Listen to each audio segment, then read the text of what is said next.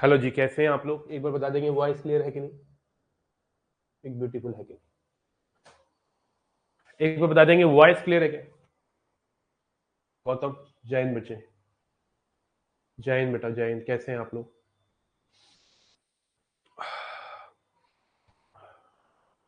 जय हिंद जी, जय हिंद। सानू, कर्तव्य, बहुत कल यार थोड़ा सा मेरे फादर की ना तबीयत बड़ी खराब हो गई थी, तो हॉस्पिटलाइज हो गए वो, है ना, जिसकी वजह से कल की क्लास में ले नहीं पाया, और लेने आया और एकदम से मुझे जाना पड़ गया। तो आंसर की में कुछ क्वेश्चन गलत है, तो सीधा डिसीजन लेता है, तर्क वितर्क नहीं करता।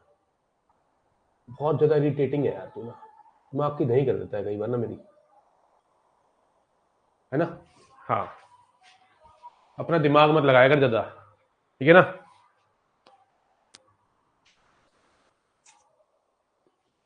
इधर देखो सब बच्चे। अरे यार ये तो दिक्कत है।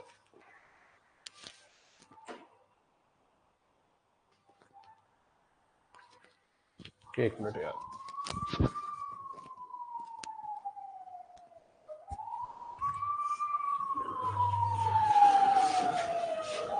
It's okay sir, we can understand.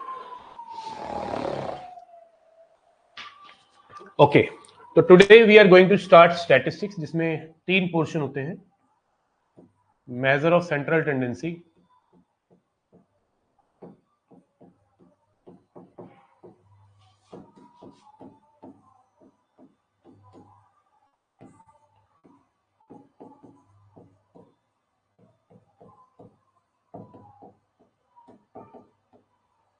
Major of central dispersion,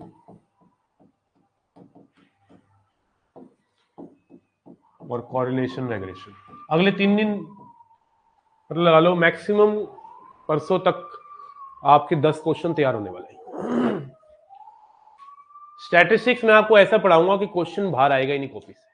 मतलब कोशिश तो मेरी हर चैप्टर में ही रहती है, लेकिन स्टैटिस्टिक्स बहुत सिंपल टॉपिक है, बच्चे इसको हल्के में लेते हैं, तो पूरा मैं एकदम डिटेल में आपको बताने वाला हूँ। बहुत ही मजेदार भी है, कुछ चीजें बड़ी डायरेक्ट रटने वाली भी है, लेकिन इंटरेस्टिंग है। सर रिकॉर्डेड क्लास देखता हूँ, आपका कंटेंट बहुत बेहतरीन है, थैंक यू सो मच यार। बैकग्राउंड में बेटा वो आए हुए एमसीडी वाले कूड़ा उठाने, बात करनी है, करवाऊं? कॉरिलेशन और रेग्रेशन। वादा कर लिया देश से अपने, वादा वादा कर लिया। स्वच्छ भारत अभियान, हम आपके घर के सामने से कूड़ा उठाएंगे। गीला कूड़ा एक जगह डालिए, सूखा कूड़ा एक जगह रखिए। AMGM HM पार्टीशन वैल्यू, जिसको हम मीडियन बोलेंगे। पार्टीशन वैल्यू पढ़ाता था पहले मैं, लेकिन उसके अंदर एक टर्म होती है मीडियन, फिर आएगा मॉड। मैं तो सेंट्रल टेंडेंसी में सिर्फ 2 ही बातें पढ़ाऊंगा, चलो 3 पढ़ा दूंगा। एक रेंज पढ़ा दूंगा, रेंज में से वैसे क्वेश्चन आने के चांस कम होते हैं। एक होता है मीन डेविएशन,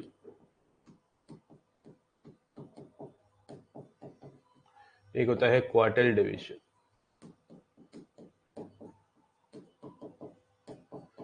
और एक ही कॉरिलेशन रेग्रेशन बच्चों वाला। नहीं नहीं, इसकी क्यों रील बनेगी? पागल है कि ये रील बनाऊंगा मैं? ठीक है, ये हमारा टॉपिक है जो हमें पढ़ना है।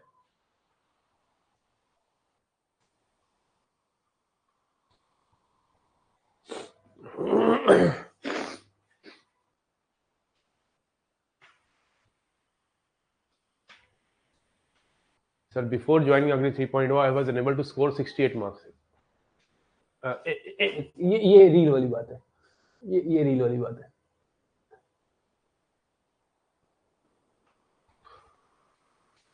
Krishnel Patil, sir before joining Agni 3.0 I was unable to score 68 marks. अच्छा जी, now I have scored 168, thank you sir, it's all because of you. अरे सारी मेहनत तेरी है दोस्त, ठीक है ना। एक टीचर का कितना रोल होता है आप मुझे बताओ एक क्लास के अंदर? 25%, जो सिर्फ पुश करता है बच्चे को। भागेगा कौन? भागेगा स्टूडेंट। तो अगर तूने 168 मार्क्स पहले मॉक टेस्ट में गेट करे हैं, और तू पहले 68 करता था, तो उसमें क्रेडिट मैक्सिमम तेरा ही है। समझ रहा है? हाँ,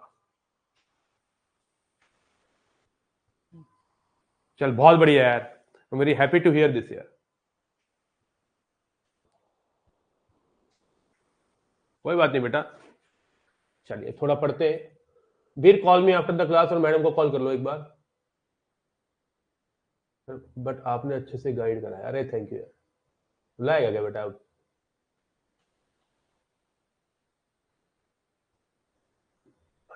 चलो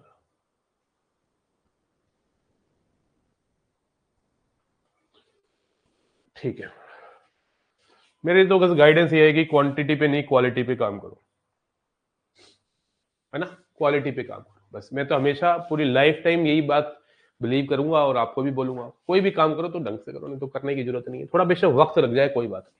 देखो जी, मैं आपको आज सबसे पहले मेजर ऑफ सेंट्रल टेंडेंसी का एक ही टॉपिक कराने वाला हूँ, एएम। यही सबसे बड़ा टॉपिक है जिसमें क्वेश्चन हमेशा आया है, और इसको बच्चे हल्के में ले लेते हैं कि एएम क्या है, अरे एवरेज तो निकालना है, 5 नंबरों का एवरेज निकालना है तो 5 नंबरों को जोड़ दो, 5 से डिवाइड कर दो, हो गया एएम खत्म।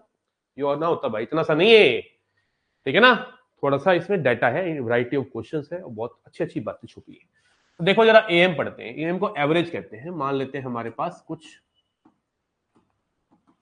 ऑब्जर्वेशंस है, तो मुझे इनका अर्थमेटिक मीन निकालना है, जिसको मैं एक्स बार भी लिख सकता हूँ।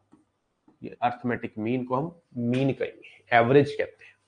3 टाइप के मीन है, एएम, जीएम और एचएम, तीनों ही एवरेज है, ठीक है ना। लेकिन am is most stable average, लिख लो साइड में। Am is most stable average.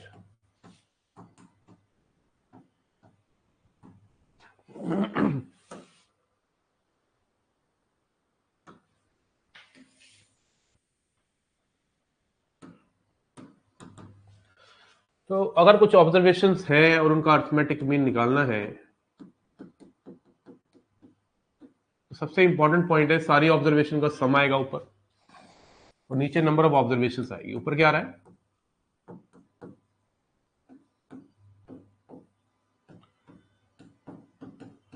Some of the observations upon में। तो सम ऑफ द ऑब्जर्वेशंस कितना आ गया?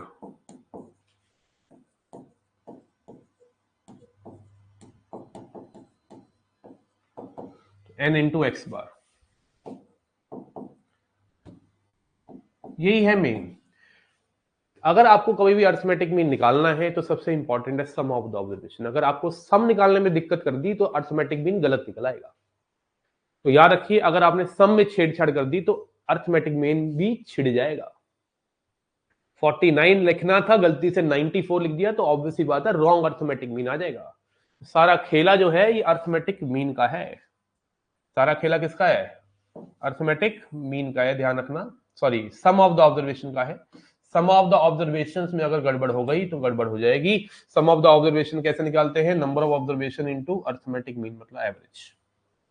बस अभी मैं इतनी सी ही बात कर रहा हूं तुमसे आज की क्लास में, और बहुत ही बेहतरीन प्यारे प्यारे क्वेश्चन तुम लोगों को करवाने वाला हूं। आप मुझे बताइए, सम ऑफ द ऑब्जर्वेशंस क्या निकलेगा, कैसे निकलेगा? n इंटू एक्स बार, ठीक है। 12 क्वेश्चन करेंगे इसके ऊपर आज हम। Are you ready? Arithmetic mean के ऊपर हमेशा ही क्वेश्चन आया है। पहला क्वेश्चन है, मैं आपको देना चाहता हूं, find arithmetic mean of first 15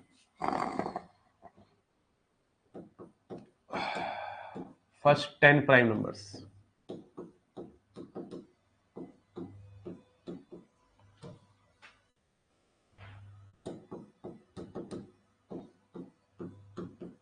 पहले 10 प्राइम नंबर का अर्थमेटिक मीन चाहिए। तो प्राइम नंबर की शुरुआत कहां से होगी? अर्थमेटिक मीन अगर निकालना है पहले 10 प्राइम नंबर का, तो प्राइम नंबर है 2, 3, 5, 7, 11, 13, 17, 19, 1, 2, 3, 4, 5, 6, 7, 8, 23, 29, और इसको कर देंगे 10 से डिवाइड।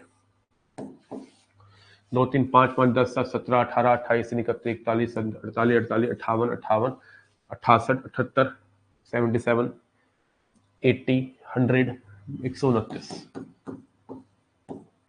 12.9। 2, 3, 5, 7, 11, 13, 17, 19, 23, 23, 2, 3, 5, 5, 10, 7, 17, 18, 28, 28, 31, 28,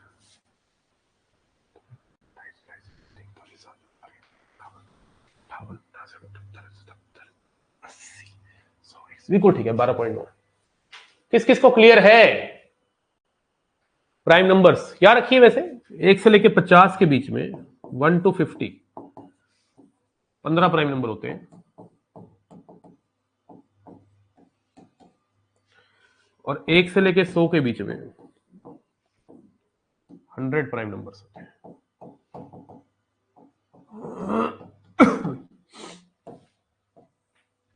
याद होनी चाहिए बात, काम आ जाती है।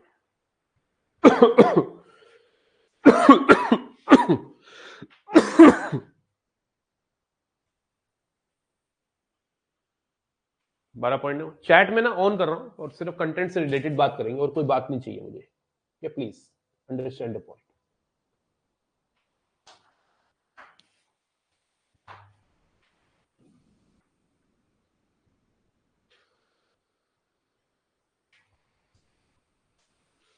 ओहो 25 प्राइम नंबर होते हैं, 25 लिखो भाई। एक क्वेश्चन करेंगे, मैंने मॉक टेस्ट में भी दिया था बच्चों को।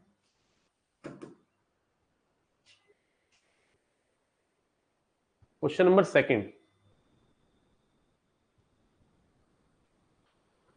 हाँ 25 ही है बेटा वो। क्वेश्चन नंबर सेकंड करके दिखाओ।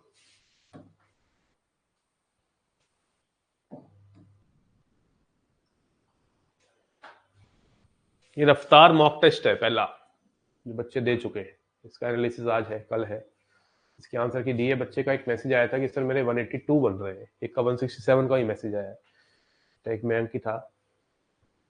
तो average of the square, average का मतलब अर्थमेटिक मीन मांग रहा है।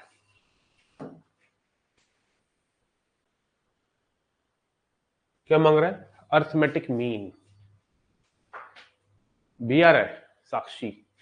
तो यहां पे जो नंबर्स हमारे पास हैं, एवरेज किसका निकालना है? स्क्वायर का, मतलब अर्थमेटिक मीन निकालना है स्क्वायर का, इनके स्क्वायर का। कितने हैं? n। और नंबर ऑफ टर्म्स कितनी है? n तक तो जा रहा है ना, नंबर ऑफ टर्म्स n नहीं है, n+1 है। तो स्क्वायर का अर्थ एवरेज निकालना है, तो नंबरों का स्क्वायर किया और फिर ऐड किया। ऐड करने के बाद नीचे किससे डिवाइड करेंगे? नंबर ऑफ ऑब्जर्वेशन से। नंबर ऑफ ऑब्जर्वेशन ध्यान रखना n नहीं है, n+1 है, क्योंकि 0 से लेके n तक बोल रहा है। अब एक 0 का स्क्वायर को तो छोड़ दो, वो तो 0 ही है। एक स्क्वायर से लेके n स्क्वायर तक का सम होता है n+1 2n+1/6 into n+1। Cut गया तो कितना आ गया? n 2n+1/6। This is average, मतलब arithmetic mean of the square of these numbers. याद रखना, नंबर्स जो है n+1 है तो नीचे n+1 से डिवाइड करना है, याद रखना इस बात को। किस किस को क्लियर है? आगे बढ़े क्वेश्चन नंबर 2 में। क्वेश्चन नंबर 2 में बढ़े, क्वेश्चन नंबर 2 पे चलते हैं। Find arithmetic mean of NC0, NC1, NC2, NCN। इनका अर्थमेटिक मीन चाहिए। बहुत प्यारा क्वेश्चन है। Options are here and you are there.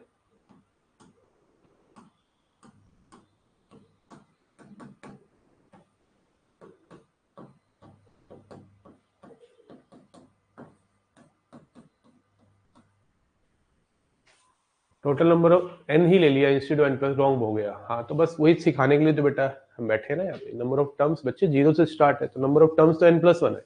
वो बात है कि सम करने पे उस 0 प्रभाव नहीं डालेगा, लेकिन नंबर ऑफ ऑब्जर्वेशन में तो प्रभाव डालेगा ना, है ना? प्रभावित होगा ना पूरा सम प्रभावित नहीं होगा, नंबर ऑफ टर्म्स प्रभावित हो जाएगी। देखिए यहाँ पे इसका अर्थमेटिक मीन निकालना है। तो अर्थमेटिक मीन अगर इसका निकालना है तो सबका सम करेंगे, नंबर ऑफ ऑब्जर्वेशन से डिवाइड करेंगे।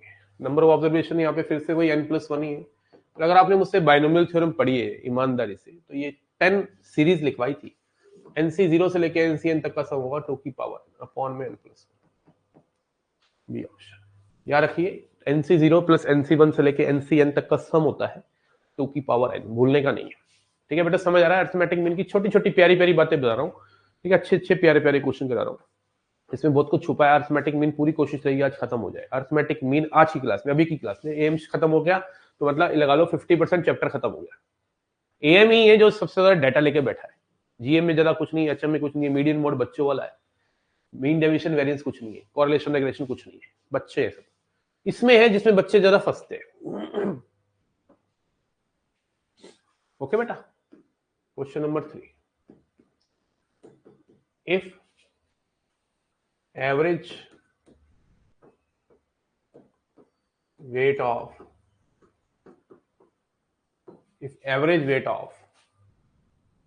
50 students in class is 60 kg, लिख लेना बेटा है। A teacher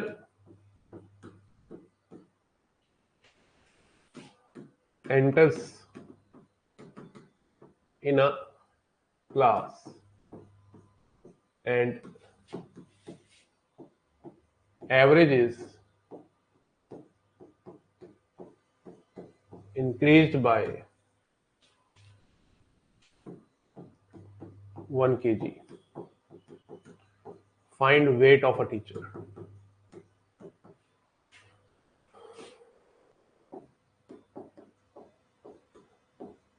ऐसे क्वेश्चन बहुत दिखेंगे कि किसी को इंक्लूड कर दिया और फिर उसका एवरेज बढ़ गया उसकी वजह से, फिर उसका वेट क्या है, किसी को हटा दिया तो एवरेज क्या है, मतलब इस टाइप के क्वेश्चन आपको काफी दिख जाएंगे। एवरेज वेट जो है 50 बच्चों का, मतलब टोटल 50 बच्चे क्लास में और एवरेज कितना है 60 किलो, तो पूरी क्लास का वेट कितना हो गया?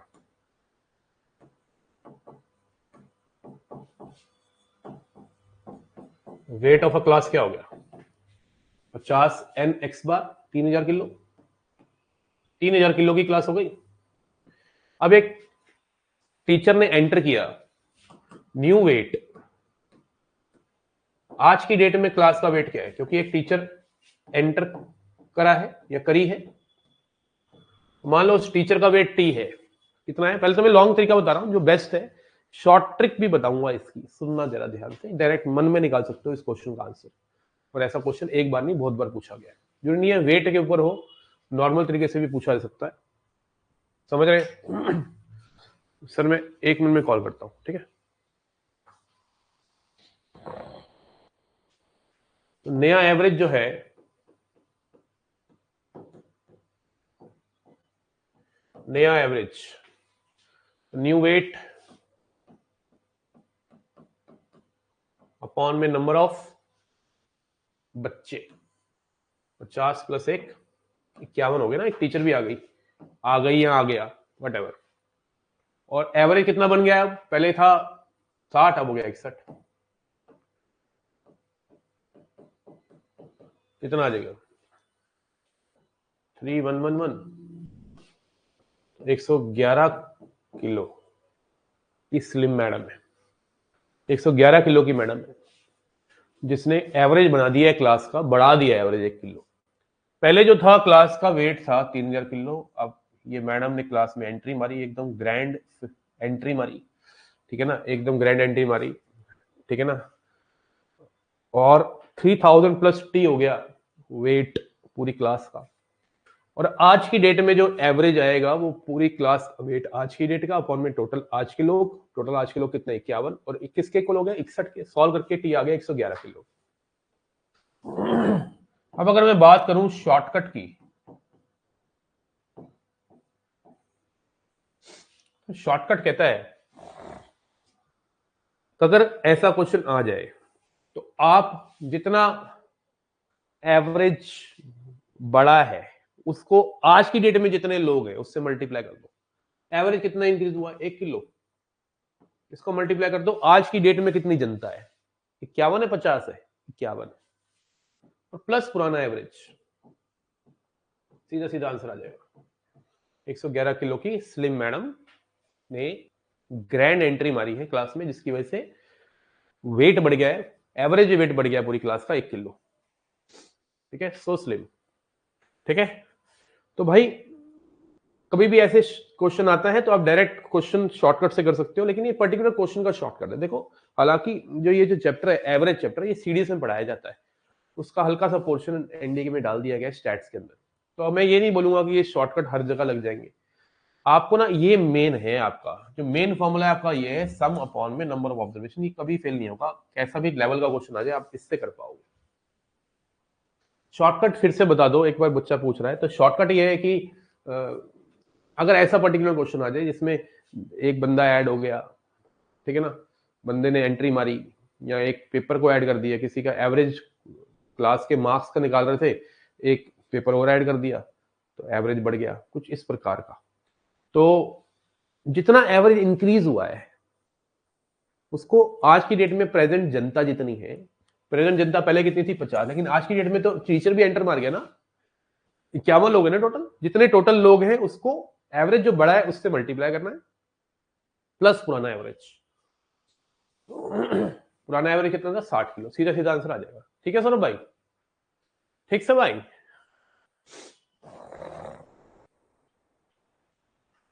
बोलिए जरा, क्लियर से है?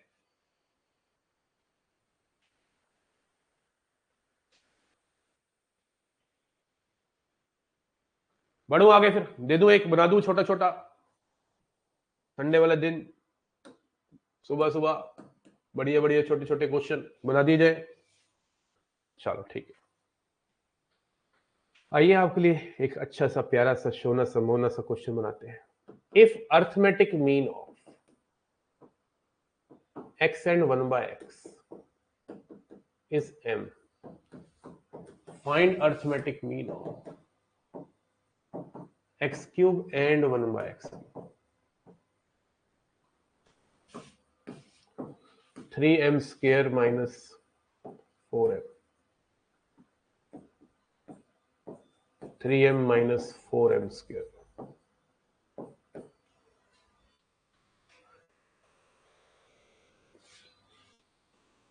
ठीक है,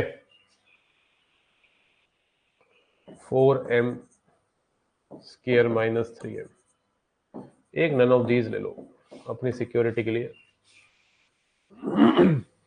ऐसा क्वेश्चन एनडी में पूछा गया है, ये मैंने पी वाई क्यू टाइप बना दिया तुम्हारे लिए, पी वाई क्यू टाइप बना दिया। आराम से करिए, इस क्वेश्चन से कुछ सीखेंगे भी आप बढ़िया वाला।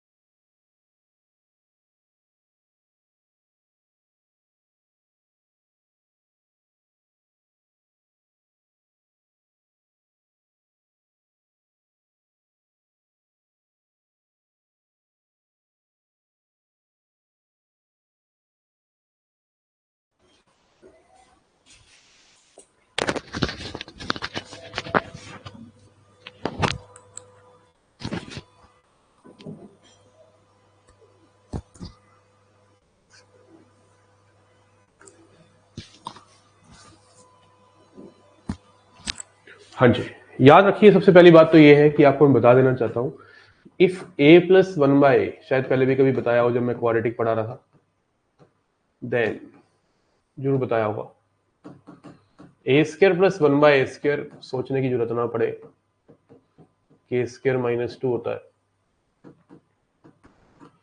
ए cube plus one by a cube, सोचने की जरूरत ना पड़े, के क्यूब माइनस थ्री के होता है,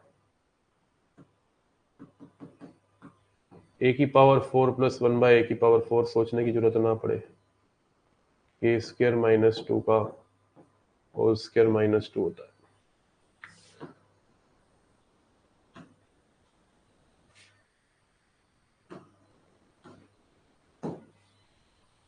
अब हमको जो क्वेश्चन में गिवन दे रखा है x और वन बाय एक्स का अर्थमेटिक मीन दे रखा है m, तो देखा जाए तो x plus one by x जो है वो 2m है, और आपको जो अर्थमेटिक मीन निकालना है वो x क्यूब और वन बाय एक्स क्यूब का निकालना है, मतलब आपको ये निकालना है। अब आपको x plus one by x दे रखा है 2m, तो ध्यान से देखिए a प्लस वन बाय एक k है, तो a cube plus one by k cube क्या है, k cube minus three k, तो x plus one by x मतलब 2m है, ये k का काम कर रहा है, x cube plus one by x cube क्या होगा, 2m का whole cube minus three into two m upon में टू, तो कितना आ गया, 8m cube minus 6m upon में two, 4m cube minus 3m, 4m cube होना चाहिए, यहाँ पे सब जगह स्क्वायर लिखा हुआ है, none of this, 4m cube आएगा यार प्रांशु,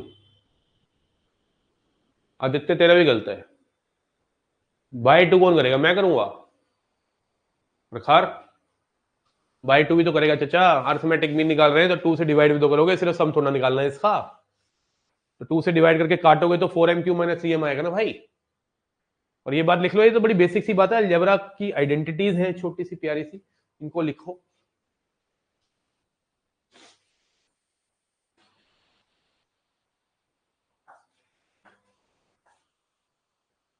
सर दो से कैंसिल नहीं होगा, क्या दो से कैंसिल करना है भाई, x और वन बाय एक्स का जो अर्थमेटिक मीन है वो है ये 2m हो गया, अब x cube plus one by x cube कितना हो गया, 2m का होल क्यूब माइनस 6m हो गया अपॉन में 2, अर्थमेटिक ये आ गया, क्यों कैंसिल होगा मेरे भैया, कौन से दो से दो, इसी को तो ये लिखा हुआ है, इसको थोड़ा ऐसे कैंसिल कर दूंगा, किसको कैंसिल कर रहा है मेरे भैया, ओ मेरे भैया किसको कैंसिल कर रहे हो,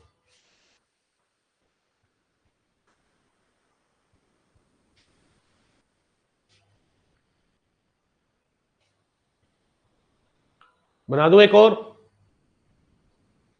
हाँ जी बना दूं एक छोटा छोटा, हो जाए,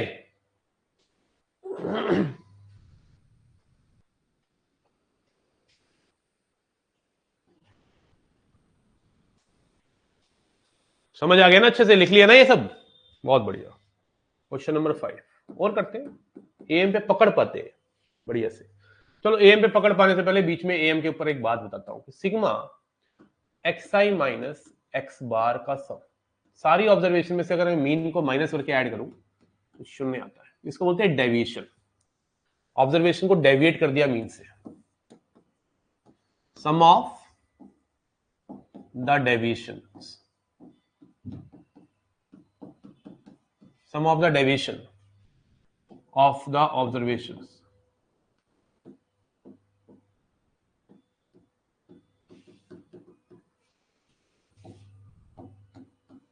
from mean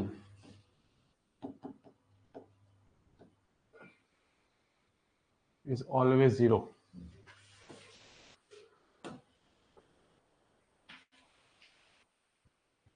ये हमेशा जीरो होता है, मैं आपको बता देना चाहता हूं क्यों होता है,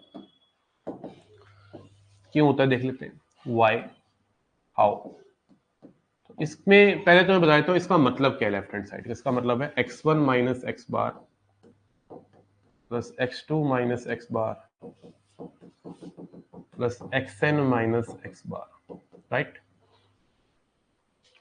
अब सारी की सारी ऑब्जर्वेशन को ऐड करके कितना आएगा, अलग लिख देता हूं इसको, और x बार x बार x बार x बार x बार x बार x बार सारे ऐड होके हो जाएगा n x बार, क्योंकि n बार ऐड हो रहा है। अब x1 से लेके xn तक का सम क्या होगा, n x बार। अब n x बार से n x बार कट गया, शून्य की प्राप्ति हो गई।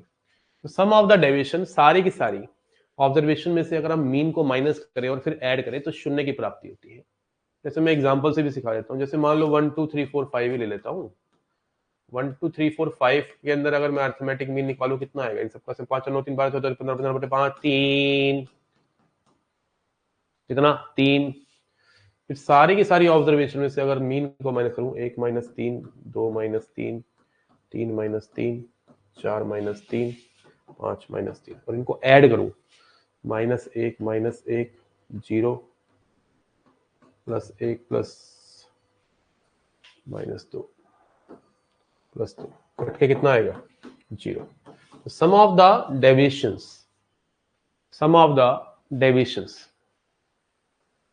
From mean, sum of the deviation of the observation from mean का मतलब, या डेविएटेड फ्रॉम मीन भी लिखता है, deviated from mean is always 0।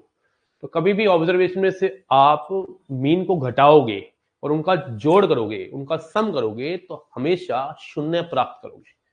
बात समझ गए, बोले ना, बोले तो क्लियर है।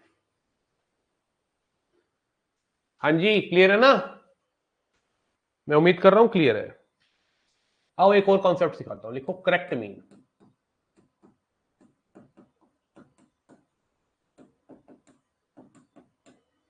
Correct mean, correct mean. कभी कभी पता क्या होता है, हम ना मीन निकालते हैं वो गलत निकल जाता है, क्योंकि हम कुछ ऑब्जर्वेशन लेना कुछ और होता है और ऐड कुछ और कर देते हैं, है ना। Okay, correct mean. तो करेक्ट मीन कैसे निकलता है,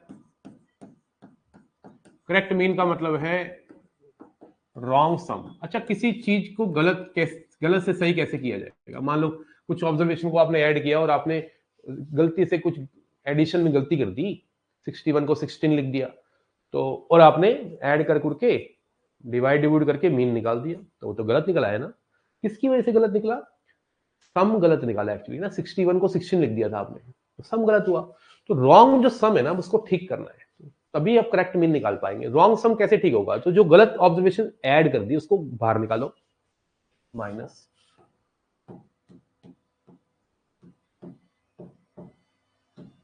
रॉन्ग ऑब्जर्वेशंस, एक भी हो सकती है दो भी, और जो सही ऑब्जर्वेशंस है उसको जोड़ो, plus right observations.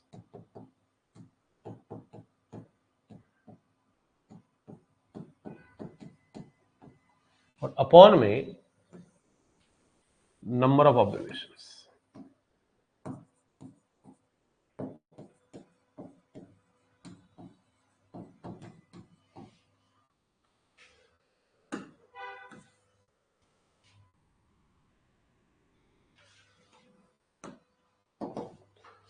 Are you getting my point. तो अगर आपको कभी ऐसा करना है कि करेक्ट मीन निकालने के लिए कह रहा है कि ये ऑब्जर्वेशन थी, ये गलती से गलत डल गई, है ना, ऐसा कह देते ना कई बार। If arithmetic mean of 30 observations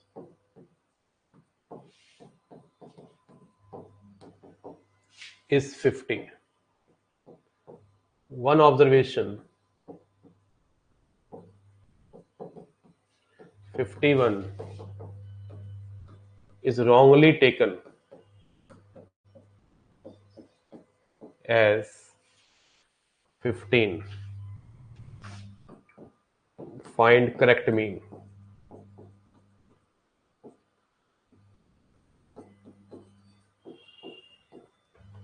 find correct mean.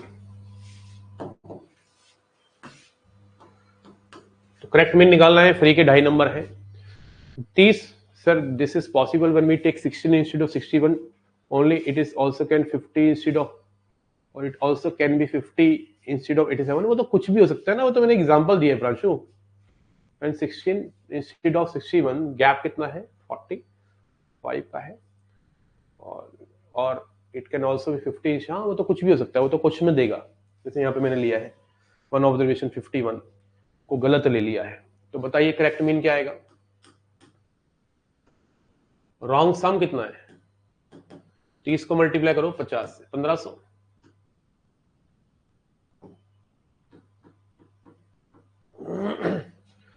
1500। एक ऑब्जर्वेशन थी 51, इसको गलत ले लिया है क्या है 15, तो 15 को घटाओ और 51 को कर दो ऐड, और नंबर ऑफ ऑब्जर्वेशन 30 से डिवाइड कर दो, तो कितना आ जाएगा? 51 में से 15 के कितना होता है? 36, 1536 हो गया ये। ठीक है, 9 5 14 1 15। ठीक है, तो कितना आ जाएगा? 5 1 2 51.2। 51.2 आ गया भाई हमारा करेक्ट मीन। पहले कितना था? 50 था, कितना आया? 51.2। 51 को गलत लिया है, रॉन्गली टेकन। 51 इसका मतलब राइट है, उसको गलत ले लिया है। कैसे गलत ले लिया है? उसको 15 लिख दिया है, तो आप 15 को घटाइए, 51 को ऐड करिए, ये रॉन्ग सम हो गया हमारा राइट सम। करेक्ट कर दिया सम को, अब सम को करेक्ट कर दिया, 30 से डिवाइड कर करेक्ट मीन आ जाएगा। चाचा क्लैरिटी आ रही है, फीलिंग आ रही है? जल्दी से बताएंगे बेटा किस किस को क्लियर है, किस किस की हुई है जुबान केसरी, जल्दी बताएंगे बेटा।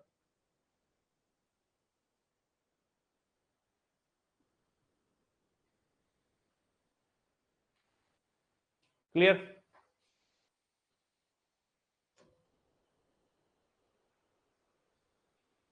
क्लियर?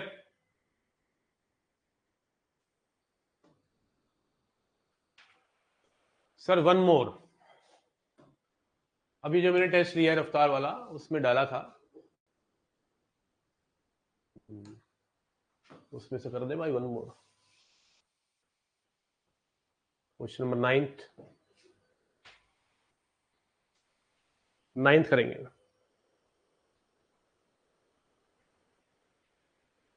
लगाइए दिमाग।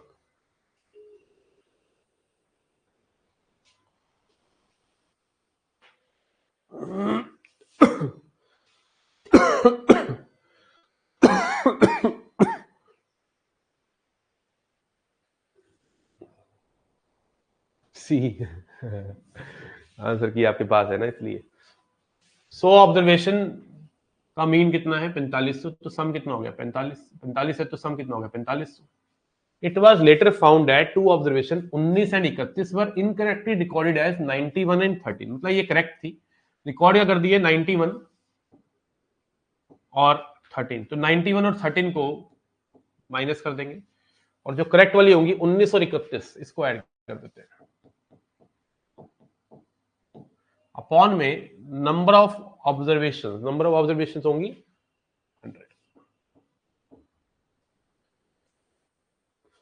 नहीं सर, सॉल्व किया था मॉक में भी, का वीडियो सॉल्यूशन रिकॉर्डेड वर्जन में अपलोड होगा क्या? नहीं होगा बेटा। बेटा रफ्तार सीरीज जो है वो रफ्तार के अंदर ही होगा, जो होगा अग्नि में नहीं होगा। ठीक है ना, अग्नि वालों को मैंने ऑनलाइन टेस्ट दे रखे हैं। इसका आंसर आ गया 44.46, क्योंकि ऊपर बन जाएगा 4446, अब करेंगे ना जब ऐड। इसका आंसर सी आ गया मेरे बच्चे। ऋषिकेश के रिकॉर्डेड वर्जन में अपलोड होगा क्या? रिकॉर्डेड वर्जन में अपलोड कहाँ करना है? वो तो वही बेटा लाइव ही कराना है, जैसे आज और कल पहले मॉक टेस्ट का एनालिसिस है, बच्चों के डाउट है, उसमें पूरा का पूरा उसका धागा खोलना है। फिर 19 तारीख को दोबारा मॉक है, 9 बजे अपलोड हो जाएगा, सेकंड मॉक है ना। कई बच्चे तो सिर्फ मॉक टेस्ट लेके बैठ गए, करना वरना नहीं है। और यार तुम मॉक टेस्ट देते हो ना, अगर किसी ने ली है रफ्तार सीरीज, तो यार एक छोटी सी क्लिप बनाइए, ये जब आप देते हो, ठीक है, 4-5 मिनट की क्लिप बना के आप सीरियस से दे रहे हो, सामने रख के ना, और मुझे भेज दीजिएगा, ठीक है ना। ओके, इसमें एक मतलब पूरा का पूरा माहौल सा बन जाए। ओके, हरिओम, सानू, प्रांशु, ऋषिकेश, प्रांशु शाह, हम जिन्होंने रफ्तार ऑफलाइन वो कैसे टेस्ट करने से, रफ्तार ऑफलाइन वो कैसे, रफ्तार ऑफलाइन की तो बात कर रहा हूँ, और किसकी बात कर रहा हूँ? अच्छा क्या हो गया? आज है ना उसकी क्लास, अनमोल भाई। ओके, बड़े आगे और करें question. Question number 6, mock test करने जरूरी है, कहीं से भी करिए, ठीक है। चैट को ना थोड़ा सा बंद करना चाहूंगा 5 मिनट के लिए, कुछ बताना है, टॉपिक ऐसा है थोड़ा सा सीरियस ज्यादा होना पड़ेगा, तुम्हें ज्यादा सीरियस होना पड़ेगा, है ना। सीरियस तो तुम हो ही, और ज्यादा होंगे। टॉपिक कराता हूं, कंबाइंड मीन।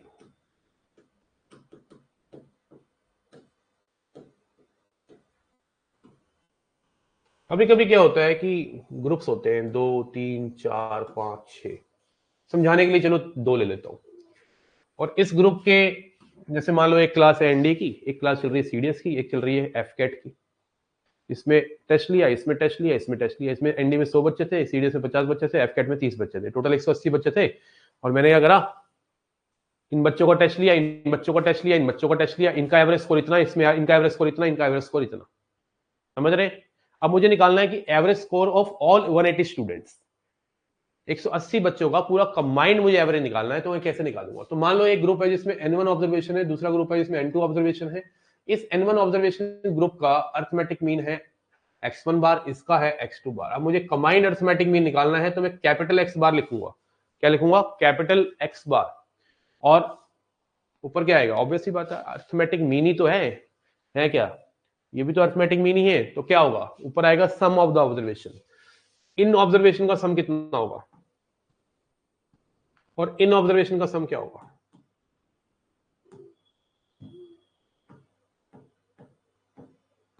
और नीचे क्या आएगा?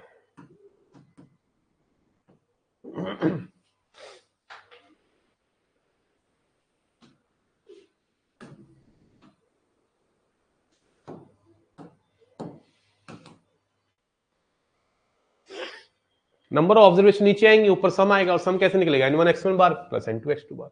इसको बोलते हैं combined mean, combined average and combined average. एक ही बात है, मीन और average. Combined arithmetic mean, combined average. ठीक है। जैसे एक ग्रुप है जिसमें 30 गर्ल्स है,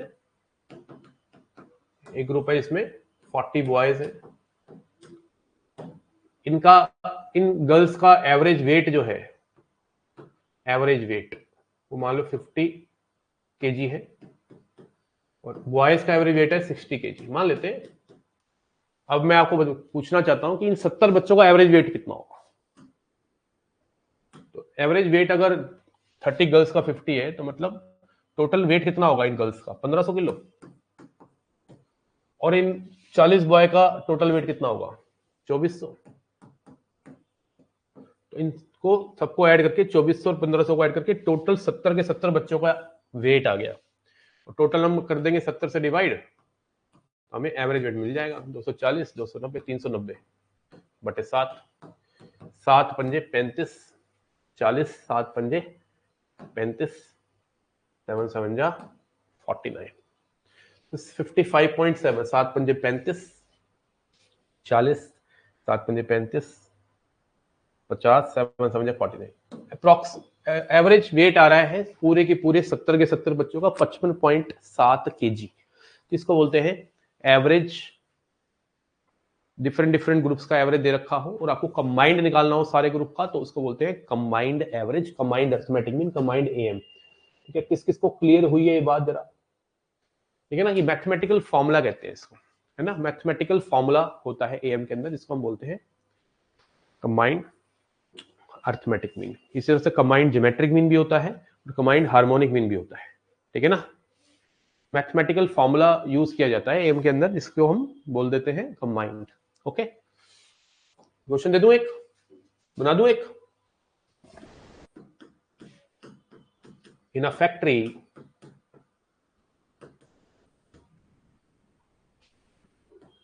average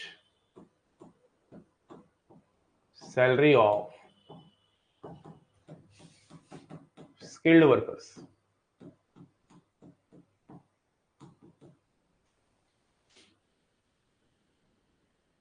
is rupees 22,000 per month, and लिख लेंगे बेटा सब। Average salary of unskilled workers is 15,000 per month. If combined average salary, if average salary of all the workers, if average salary of all the workers is rupees 18,000 per month, find percentage of skilled workers in a factory. ये मैं कराऊंगा, 2 आपको दूंगा और मैं आऊंगा फिर 2-4 minute में ब्रेकफास्ट करके। एक फैक्ट्री में स्किल्ड वर्कर्स हैं और अनस्किल्ड वर्कर्स हैं। मान लो स्किल्ड वर्कर्स N1 है और N2 क्या है, अनस्किल्ड। तो एवरेज सैलरी जो है स्किल्ड वर्कर्स की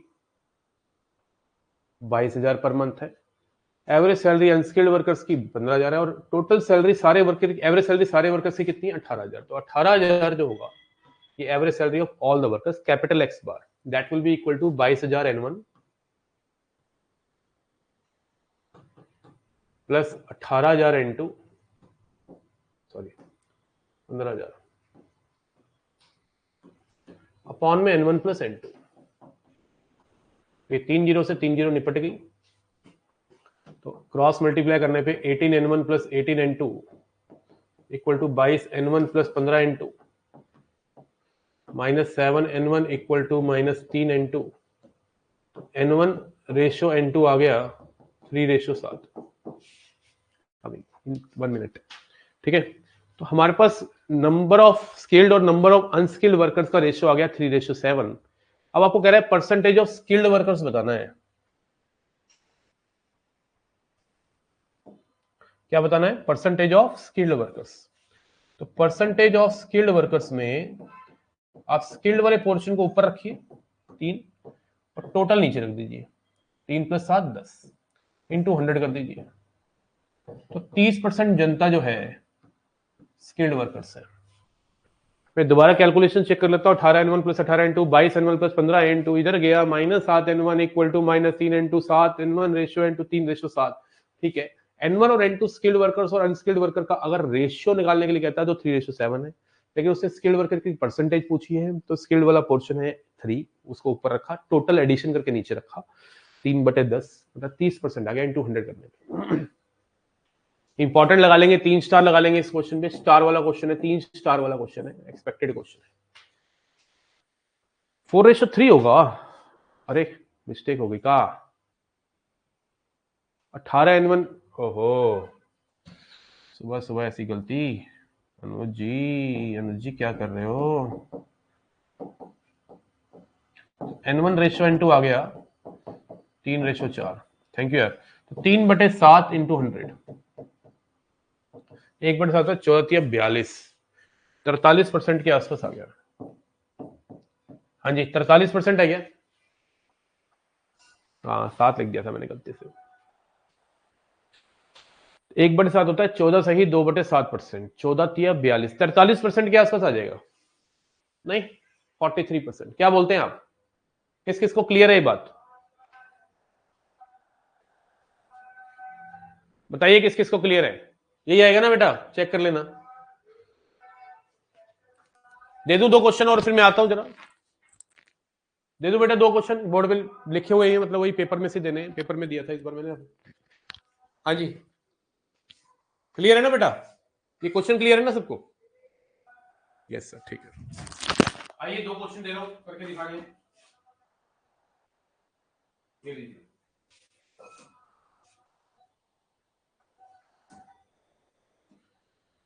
क्वेश्चन नंबर 8 है एक तो,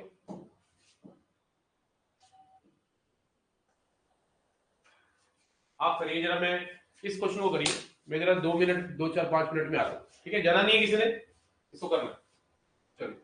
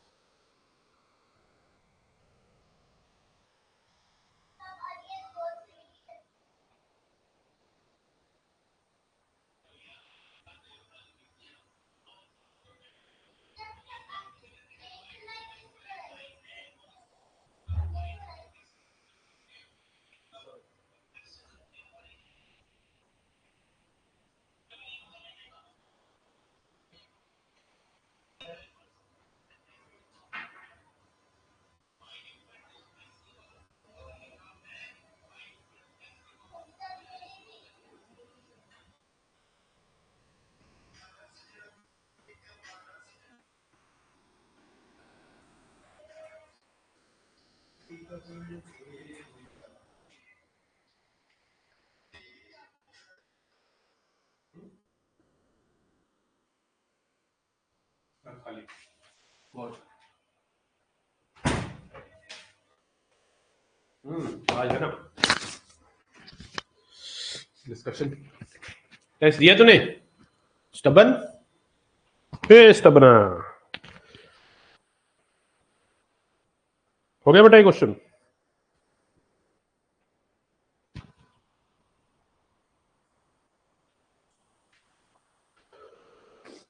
तो ये क्वेश्चन मैंने डाला था रफ्तार में, वही क्वेश्चन करा रहा हूं। 30 given numbers when it is given that the mean of 10 of them 12 and mean of the remaining of them is 90.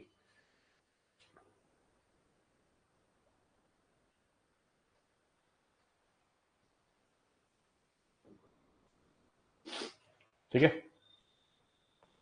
Mean of 10 of them 120 plus mean of remaining कितने 20 180 अपॉन में टोटल कितने 30 10 आ गया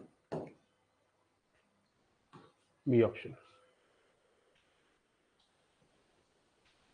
एक question मैंने और भी था, ये भी कर लो यार, फिर आगे बढ़ते हैं अरिथमेटिक मीन में। In a class of 100 student, 11वां क्वेश्चन है। In a class of 100 student the average amount of pocket money, जेब खर्ची मिलती है हर बच्चे को 35 रुपए पर स्टूडेंट मिलती है। एवरेज इज 25 रुपए फॉर गर्ल्स को 25 रुपए मिलती है, बल्कि गर्ल्स को ज्यादा मिलनी चाहिए, वो खर्चे ज्यादा करती हैं, है ना। मनी जो है लड़कियां ज्यादा खर्च करती हैं, उनको ज्यादा पैसे देने चाहिए और इनको कम देने चाहिए, लड़कों को कम पैसे मिलने चाहिए। और 50 रुपए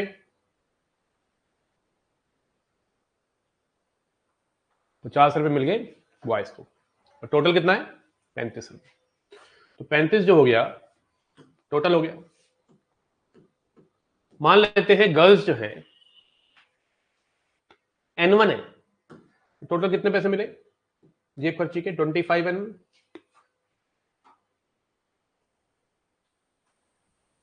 बॉयज कितने 50। तेरा वक्त आ गया बेटा।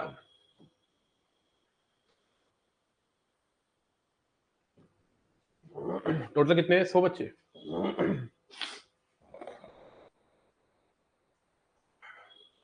25 चौका 25 एकम 25 दूनी, तो N1 प्लस 2 N2। तेरा ब्लॉक होने का वक्त आ गया बेटा।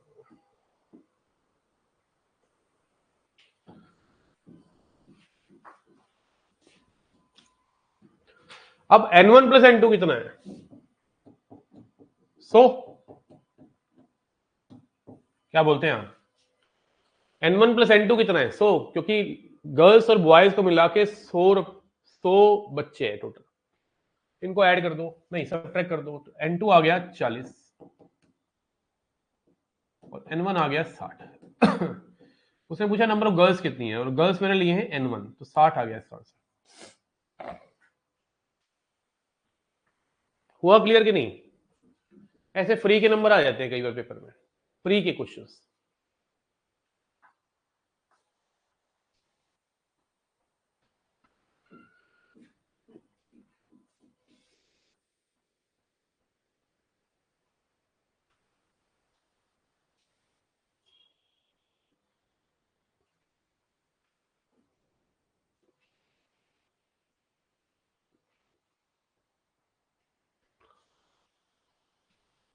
Last part repeat. देख पहली बात तो है कि टोटल 100 बच्चे हैं, उनमें से गर्ल्स हैं पता नहीं कितनी है, बॉयज है पता नहीं कितनी है। मान लो N1 गर्ल्स है N2 बॉयज है, तो N1 गर्ल्स की एवरेज जो उनको खर्ची मिलती है 25 रुपए। तो मतलब टोटल कितनी खर्ची मिली गर्ल्स को 25 N1, और जो खर्ची मिलती है बॉयज को मिलती है 50 रुपए। तो खर्ची कितनी मिली टोटल बॉयज को 50 N2 अपॉन में टोटल 100 से डिवाइड करेंगे तो टोटल एवरेज खर्ची आ गई कितनी 25 रुपए पॉकेट मनी। सॉल्व करके N1 प्लस 2 N2 आ गया 140, और N1 और N2 का सम कितना है 100, क्योंकि टोटल मिला के 100 बच्चे। सॉल्व करके N1 N2 आ गया। ठीक है बेटा, समझ आ रहा है? क्वेश्चन नंबर 7, मतलब मैंने आपको अभी तक जो बताया है ये सब चीजें बताई हैं। आप देखो देखो arithmetic mean, is affected by change of origin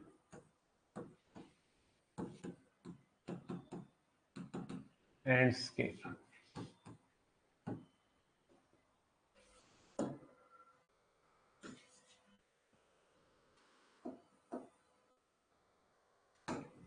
कहाँ चला गया भाई?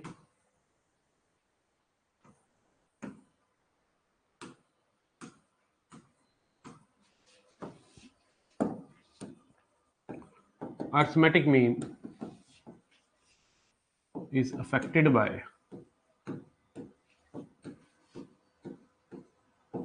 change of origin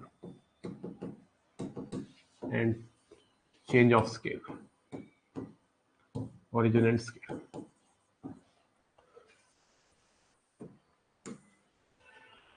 What is this change of origin?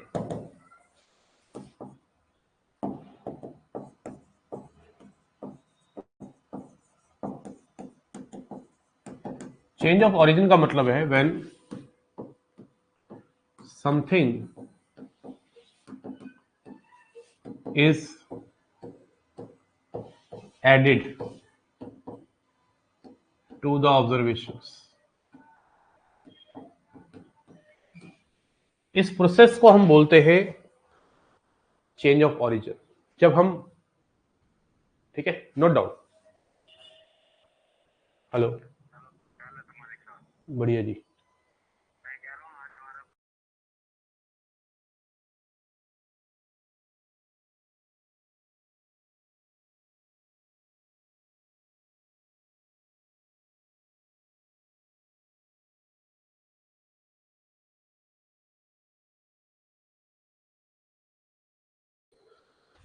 Change of origin का मतलब होता है when you add something to the observation. Observation में कुछ ऐड करते हो, उसको बोलते हैं, उस प्रोसेस को बोलते हैं. Then this process is called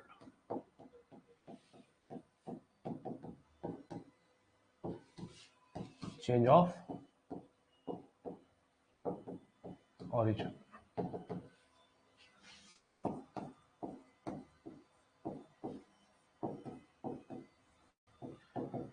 When something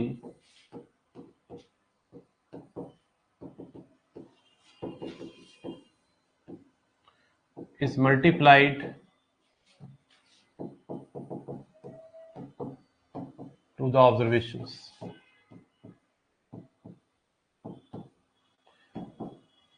then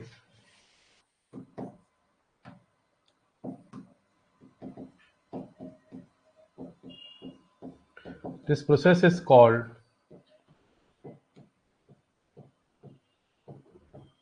change of scale.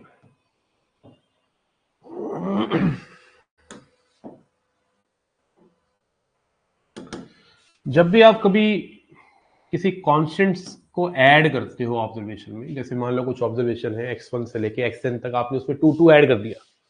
क्या ऐड कर दिया? 2 ऐड कर दिया. तो उस प्रोसेस को बोलते हैं, या सब्ट्रैक्ट कर दिया. व्हेन यू ऐड समथिंग और subtract something, then this process is called change of origin. And when you subtract, when you multiply or divide by something, multiply to the observation and divide to the observations, then this process is called change of scale. ठीक है, तो इस चीज के ऊपर प्रभावित होता है अर्थमेटिक मीन, अफेक्ट करता है. कहने का मतलब है जैसा चेंज आप ऑब्जर्वेशन के साथ करोगे वैसा ही अर्थमेटिक मीन के साथ आओगे. जैसे मान लेते हैं हमारे पास कुछ ऑब्जर्वेशंस हैं. एग्जांपल लेके समझाता हूं. इनका अर्थमेटिक मीन मान लो x बार है. देन अब मैं अगर इन ऑब्जर्वेशंस के साथ कुछ छेड़छाड़ी करूं कुछ इस प्रकार से कि किसी कांस्टेंट को ऐड या सब्ट्रैक्ट कर दूं, तो जो अर्थमेटिक मीन होगा वो भी उसी प्रकार अफेक्ट हो जाएगा, प्लस माइनस के. अगर मैं इन ऑब्जर्वेशन को किसी कांस्टेंट से मल्टीप्लाई करूं, किससे मल्टीप्लाई करूं? किसी कांस्टेंट से मल्टीप्लाई करूं, तो अर्थमेटिक मीन भी उसी प्रकार से चेंज हो जाएगा, k टाइम्स ही हो जाएगा.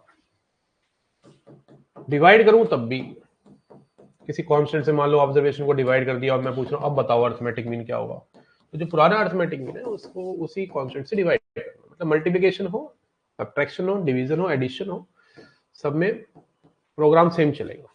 इसको बोलते हैं लीनियर रिलेशनशिप मेंटेन करना। तो arithmetic mean maintains linear relationship. इन सब बातों को मैं आसान शब्दों में लिख सकता हूं। अर्थमेटिक मीन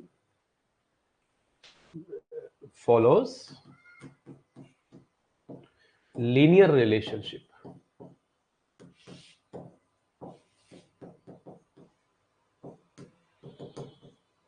ठीक है ना? क्या मतलब है इस बात का? इसका मतलब है कि मान लेते हैं हमारे पास कुछ ऑब्जर्वेशंस हैं, वाई आई मान लिया, I is covering every observation ना, 1 2 3 से लेके एन तक।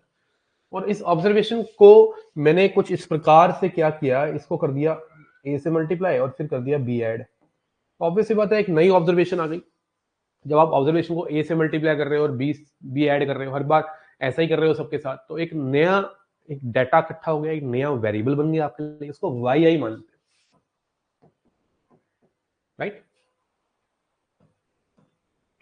ये एक लीनियर रिलेशनशिप बन गया।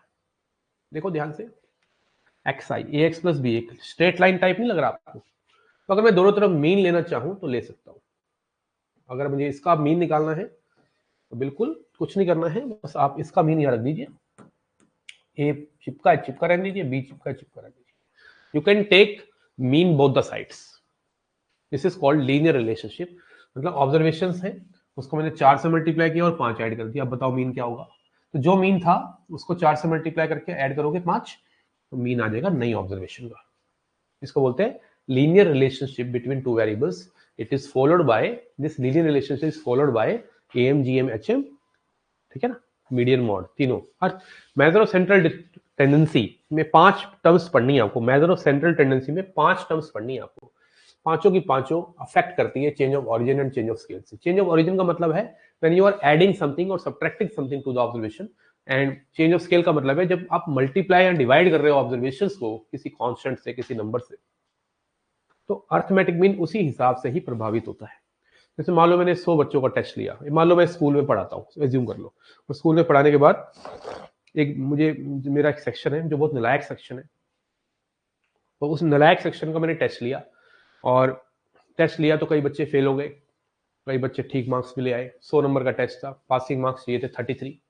अब मैंने कहा चलो देखता हूँ, कई बच्चे फेल हो गए, कई पास हो गए, कई बॉर्डर लाइन पे है, और 2 4 के अच्छे नंबर भी हैं। तो मैंने कहा चलो देखता हूँ एवरेज क्या आ रहा है पूरी क्लास का। पूरी क्लास का एवरेज जब निकाला तो सिर्फ मात्र 30 नंबर आ रहे थे एवरेज। अब एवरेज 30 लाने का मतलब ये नहीं है कि बच्चों के 30 नंबर है। एवरेज 30 का मतलब है किसी के हो सकते हैं 70 भी हो, किसी के हो सकते हैं 10 भी हो, ठीक है ना? अब मुझे प्रिंसिपल के सामने रिपोर्ट सबमिट करनी है। अब मुझे प्रिंसिपल के सामने रिपोर्ट सबमिट करनी है, लेकिन आई एम फीलिंग एम्बैरेस्ड कि मेरे स्टूडेंट है और सिर्फ एवरेज पूरी क्लास का 30 marks. It is really embarrassing for me. I decided कम से कम इसको 33 तो कर दूं। अब मैं डायरेक्ट 33 तो कर नहीं सकता कि 30 को 33 लिख दूंगा, मुझे डाटा के अंदर भी कुछ ऐसा काम करना पड़ेगा कि एवरेज 33 बन जाए। तो मैंने क्या डिसाइड किया, हर बच्चे को 3 मार्क्स का ग्रेस देने की सोची। मैंने सोचा हर बच्चे को 3 मार्क्स का ग्रेस दे देता हूं, इससे क्या होगा, मेरा एवरेज भी जो है ना वो 33 हो जाएगा। ठीक है, तो मैंने जिस बच्चे के 16 नंबर थे उनको 19 कर दिया, जिसके 43 थे उसको 46 कर दिया, जिसके 50 मार्क्स थे उसको 53 कर दिया, जिसके 91 थे उसको 94 कर दिया। इससे क्या हुआ, एवरेज भी जो था 30 वो क्या हो गया, 33 हो गया। इसको बोलते हैं जैसा चेंज आप ऑब्जर्वेशन के साथ ला रहे हैं वैसा ही चेंज आप अर्थमेटिक मीन में पाएंगे। किस किस को ये बात क्लियर है, हजम हुई है? बताइए जल्दी से, किस किस को ये बात क्लियर है बेटा?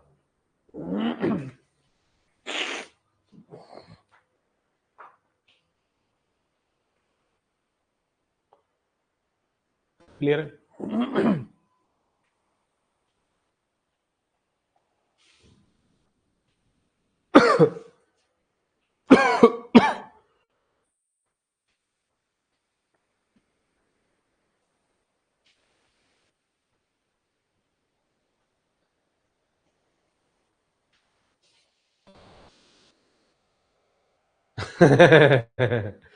अब पता चला कुछ स्कूलों में कैसे पास होते हैं। हाँ सही कह रहे हो, है ना? हाँ, उसके बाद आती है बात आप लोगों की डिस्ट्रीब्यूशन की। पहला है डिस्क्रीट डिस्ट्रीब्यूशन, ये जो मैंने अभी आपको पढ़ा रहा था,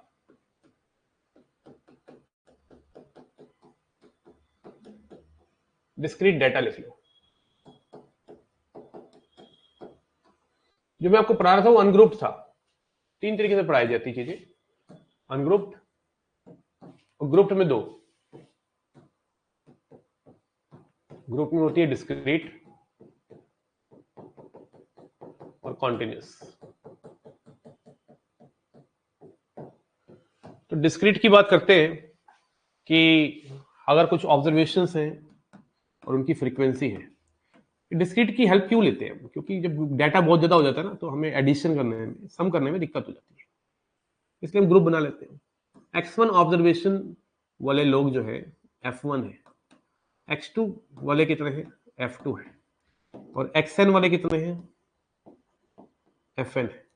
ये हमारे टोटल ऑब्जर्वेशंस हो गई, इसको हम n बोलते हैं, कैपिटल N। कुछ कॉन्सेप्ट वही है बेटा जो भी खड़ा है, बस ग्रुप में दे दिया है। अब आपको मीन निकालना है, अर्थमेटिक मीन। तो आपको करना क्या पड़ेगा, वही सम कीजिए ऊपर। सम चाहिए तो ऑब्वियसली बात है यहीं से आएगा, fi xi करेंगे, f1 x1, f2 x2, fn xn। तो सारी ऑब्जर्वेशन जो f1 x1 f2 x2 से लेके fn xn आए, इनका अगर मैं एडिशन कर दूं, सिग्मा fi xi लिख लेता हूं, और डिनोमिनेटर में नंबर ऑफ ऑब्जर्वेशंस मतलब सिग्मा fi, इसको मैं सिग्मा fi xi अपॉन में कैपिटल N भी लिख सकता हूं। ये तरीका होगा निकालने का arithmetic mean when data is given in group form, in discrete form. ठीक है ना, एक कॉलम दे देगा ऑब्जर्वेशन का, एक कॉलम दे देगा उनकी फ्रीक्वेंसीज का। Are you getting?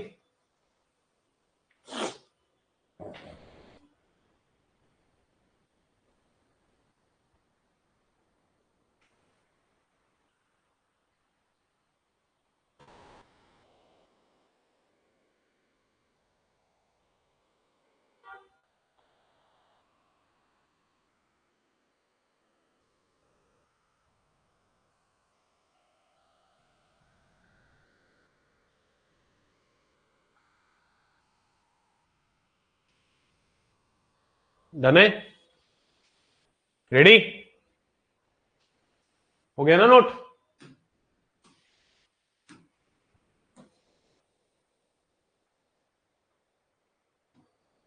पहला ही क्वेश्चन है हमारे आज मॉक का, पहला कर लो।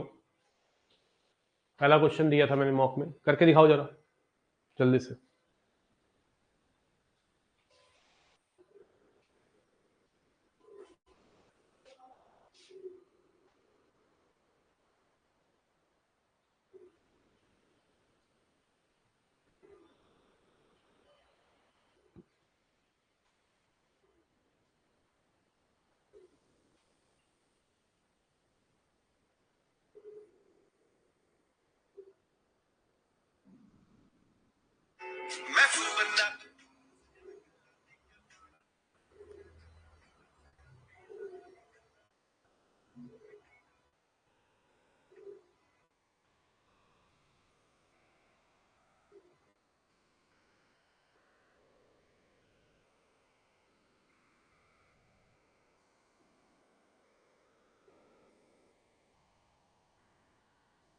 हाँ जी, 14 आया था सर।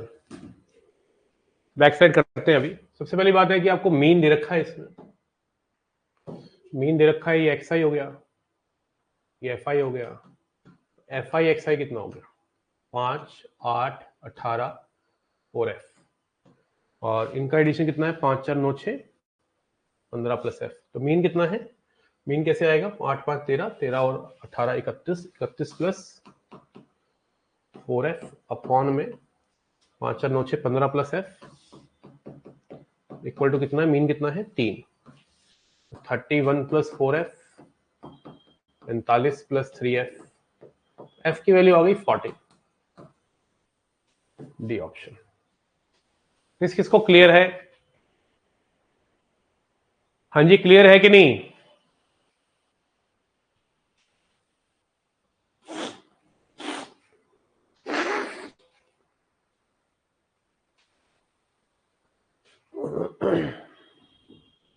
बढ़ जाए आगे। क्लियर है यहां तक? नेक्स्ट क्वेश्चन दे दूं आपको फिर करने के लिए?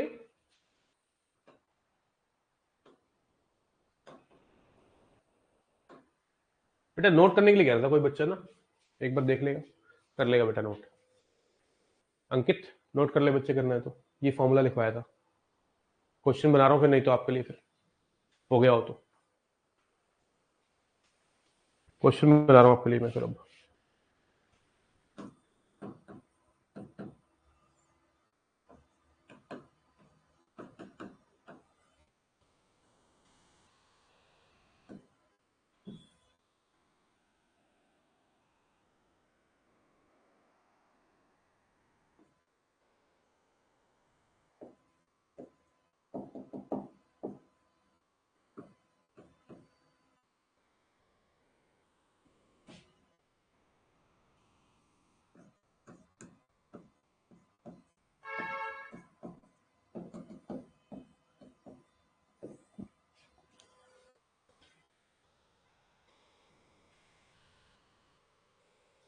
करिए, इसका अर्थमेटिक मीन चाहिए।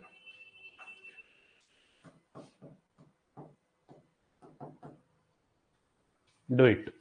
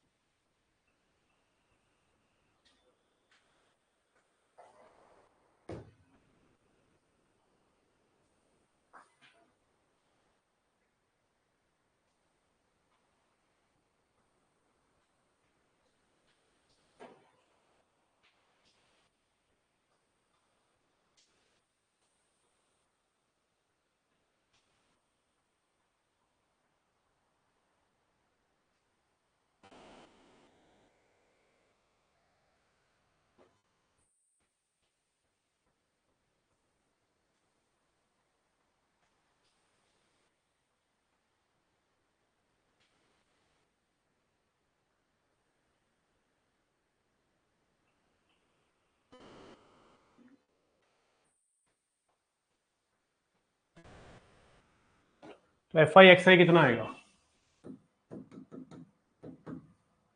1 into n c one, 2 into n c two, 3 into n c three. अगर आप कॉपी उठाओगे ना तो ये लिखवा रखा है मैंने बाइनोमियल थ्योरम में। अर्थमेटिक मीन लग जाएगा इसका addition 1 into n c one plus 2 into n c two plus n into n c n upon में इसका एडिशन। अब इसका एडिशन करोगे तो 2 की पावर n माइनस वन आएगा। मैं लिख देता हूँ पहले n c one plus n c two. Binomial theorem के अंदर ये सब चीजें लिखवा रखी है। ऊपर वाले का जो रिजल्ट है दैट इज n 2 की पावर n माइनस वन, ये फॉर्मूला है। ठीक है जी। और नीचे जो है वो है 2 की पावर n माइनस वन। तो this is final answer.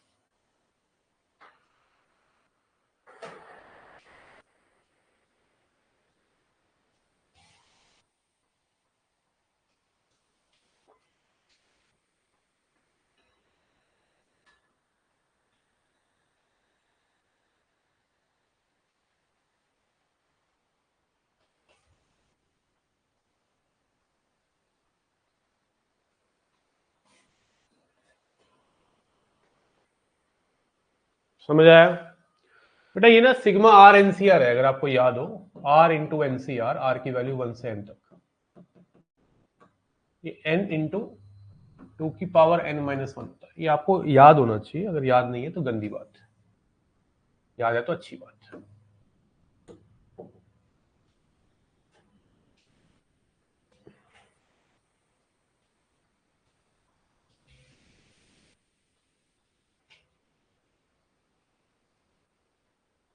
Question number 9 पे आएंगे। Find arithmetic mean of first n natural numbers with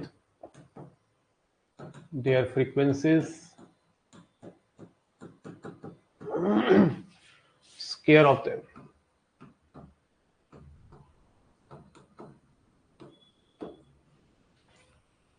कल ही रिवाइज करा था बाइनोमियल, ठीक है। आई इस क्वेश्चन को करिए, क्वेश्चन नंबर 9 है ये, if I am not mistaken. हाँ जी, find arithmetic mean of the first n natural number with their frequency square of them. करिए ट्राई।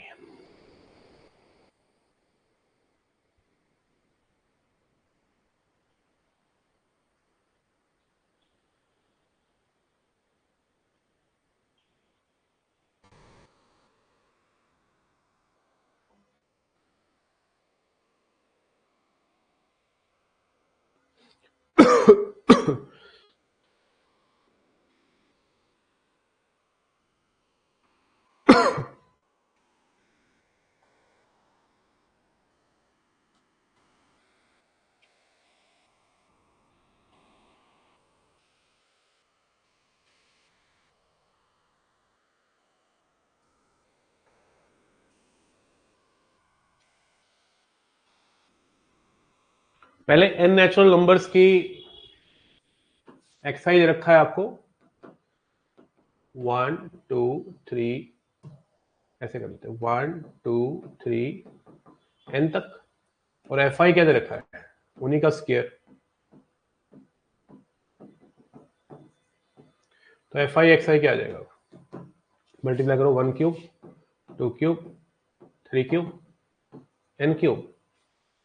तो अर्थमेटिक मीन क्या आ जाएगा, 1 क्यूब प्लस 2 क्यूब से लेके एन क्यूब अपॉन में सिग्मा एफ आई हो जाएगा 1 स्क्वायर प्लस 2 स्क्वायर से लेके एन स्क्वायर। ये हो जाएगा एन एन प्लस 1/2 का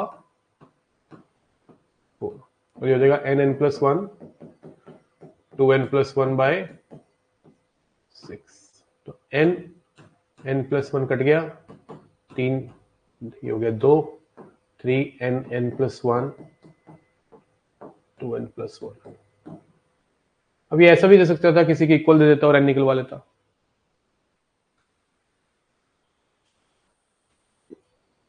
बोलो क्लियर है कि नहीं, ये आया किसी का आंसर, हाँ या ना।